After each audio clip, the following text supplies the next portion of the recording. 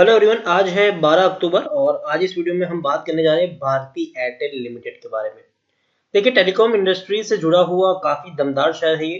पिछले कुछ दिनों से अगर हम देखें तो बहुत ही बड़ी और भयंकर गिरावट हमें यहाँ पर देखने को मिल रही है। 415 रुपए के आसपास ये शेयर पहुंच चुका है और आज भी इसमें 2.5% की हमें गिरावट देखने को मिली है। इस वीडियो में हम बातचीत करेंगे कि भारतीय एयरटेल के शेयर में खरीदारी करने का क्या ये सही मौका है कि नहीं, और जिन्होंने खरीदारी की है उनको अब यहाँ से क्या करना चाहिए। तो वीडियो को मैं शुरू करूं उससे पहले अगर आपने अभी तक चैनल को सब्सक्राइब नहीं किया है तो प्लीज अभी इसे सब्सक्राइब कर लीजिए, क्योंकि आगे भी बहुत सारे वीडियोस हैं जो आपको काफी ज्यादा हेल्प करेंगे। तो चलिए शुरू करते हैं। तो भारतीय एयरटेल 415 रुपए के आसपास ट्रेड कर रहा है। पिछले एक महीने की बात करें तो पिछले एक महीने में 15.5% की हमें यहाँ पर गिरावट देखने को मिली है। तकरीबन 500 रुपए के लेवल से टूटकर शेयर नीचे आया है, फिर थोड़ा सा बाउंस बैक किया, फिर गिरावट आई, फिर बाउंस बैक किया और पिच इसमें गिरावट देखने को मिल रही है।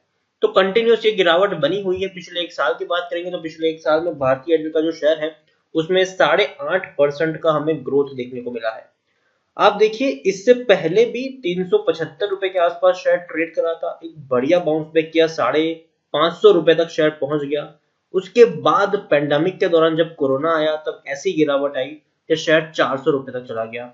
लेकिन उसके बाद एक बहुत ही बढ़िया रैली आई, शेयर 600 रुपए तक गया। और रीजन भी था, जब कोरोना काल में बाकी कंपनियों को नुकसान हो रहा था, वहां पर वर्क फ्रॉम होम और इन सब के चलते जो टेलीकॉम कंपनियां थी उनको बड़ा मुनाफा हो रहा था। और यही वजह थी कि इनका जो आरपूस था वो भी बढ़ चुका था उस वक्त में। तो काफी अच्छी खासी रैली हमें देखने को मिली और वो मेंटेन भी हुई कुछ महीनों तक। लेकिन पिछले 2-3 महीने से वापस से शेयर में भयंकर गिरावट बनी हुई है और टूटकर यह शेयर 400 रुपए के करीब पहुंच चुका है। यहाँ पर हम देखें तो लार्ज कैप शेयर है ये, 2,31,970 करोड़ के आसपास का इसका मार्केट कैप है। एनएससी में देखेंगे तो 1,40,00,000 के आसपास का इसका वॉल्यूम ट्रेड देखने को मिल रहा है। बहुत बड़ी क्वांटिटीज में लोग खरीदारी और बिकवाली यहाँ पर कर रहे हैं। पीई की बात करेंगे तो 44 का इसका पीई हमें देखने को मिल रहा है और एवरेज इंडस्ट्री पीई की अगर हम बात करें जाए तो वो 55 के आसपास देखने को मिला है। उसके अलावा अगर हम यहाँ पर एक और चीज देखेंगे, इनके क्वार्टरली रिजल्ट पर अगर हम नजर डालें तो हर क्वार्टर में इनको नुकसान हुआ है, भयंकर नुकसान हुए हैं। जून क्वार्टर में 15,933 करोड़ का लॉस था इनको। लेकिन उस वक्त उन्होंने एक बहुत बड़ा अमाउंट एज एजीआर ड्यूज के तौर पर चुकाया था। एजीआर ड्यूज में एक बहुत बड़ा पैसा इन्होंने चुकाया था और इसके चलते काफी नुकसान इनको झेलना पड़ा था। इससे पहले भी 5,235 करोड़ के आसपास का लॉस है। इससे पहले भी 2,865 करोड़ के आसपास का लॉस हमें देखने को मिल रहा है। तो काफी बड़े नुकसान यहाँ पर है, लेकिन फिर भी कंपनी का जो फ्यूचर है वो आने वाले दिनों में ब्राइट इसीलिए लग रहा है क्योंकि एक बहुत बड़ी कंपनी है और यूजर का जो बिहेवियर है वो धीरे धीरे चेंज हो रहा है।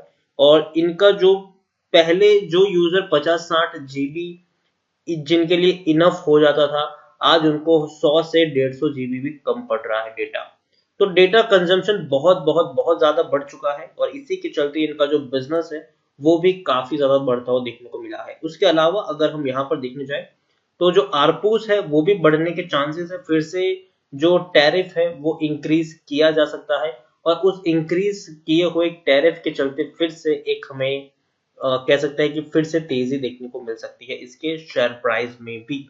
लेकिन अभी प्रेशर है तो ये कहना जल्दबाजी होगी कि वापस से तेजी आएगी कि नहीं। उसके अलावा अगर हम देखें शेयर होल्डिंग की बात करें तो प्रमोटर के पास 36% की होल्डिंग है, एफआईएस के पास 20.15% की होल्डिंग है, म्यूचुअल फंड के पास 12.79%, इंश्योरेंस कंपनी के पास 5.20% की होल्डिंग देखने को मिल रही है।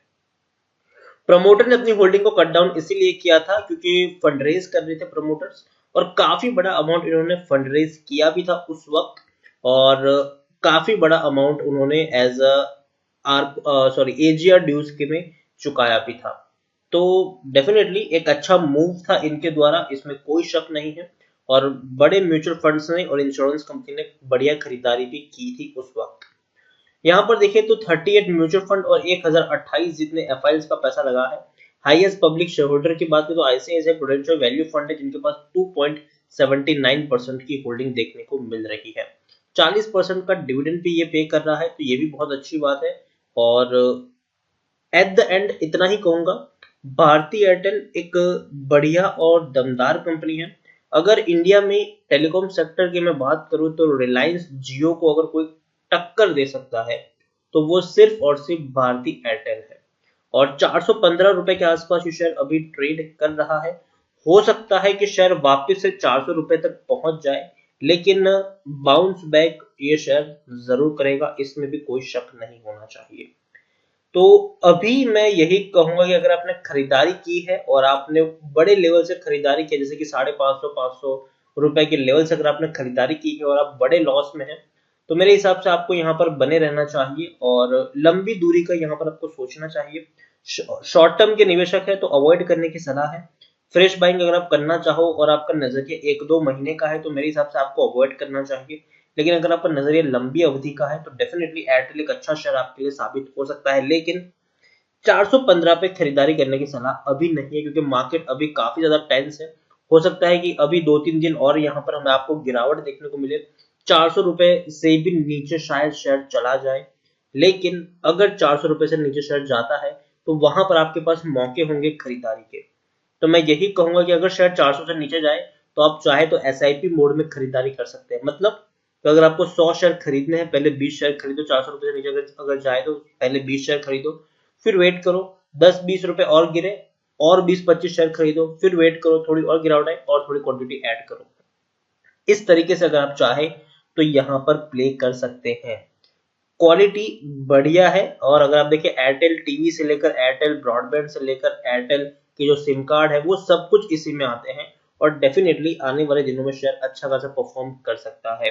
कोरोना अभी भी चल रहा है बहुत बड़ी तेजी में, अभी भी केसेस बढ़ रहे हैं।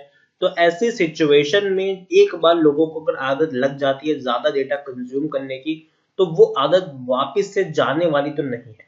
अगर आज आप 200 जीबी इंटरनेट यूज कर रहे हो तो ऐसा नहीं होगा कि कल अगर आप ऑफिस जाना शुरू कर दो तो आप 100 जीबी इंटरनेट प्लान करा दोगे। जी नहीं, आप 200 जीबी यूज करोगे ही करोगे और हो सकता है कि आपका बिहेवियर और चेंज हो और आप ज्यादा इंटरनेट कंज्यूम करने लग जाओ। तो चीजें यहाँ पर वही है। और अगेन मैं कहना चाहूंगा, लंबी दूरी का प्लान है तो ही आप यहाँ पर खरीदारी का सोचे। शॉर्ट टर्म का निवेश का प्लान है तो अवॉइड करने की ही सलाह है। शॉर्ट टर्म में कोई बड़ा चमत्कार यहाँ पर नहीं होने वाला है। तो इसी के साथ वीडियो को एंड करूंगा। अगर आपको वीडियो पसंद आया हो तो प्लीज इसे लाइक करें, शेयर करें। अगर आप चैनल पर पहली बार आए तो प्लीज सब्सक्राइब करें और भारती एयरटेल के बारे में आप क्या सोचते हैं वो भी आप मुझे कमेंट में लिखकर बता सकते हैं। Thank you.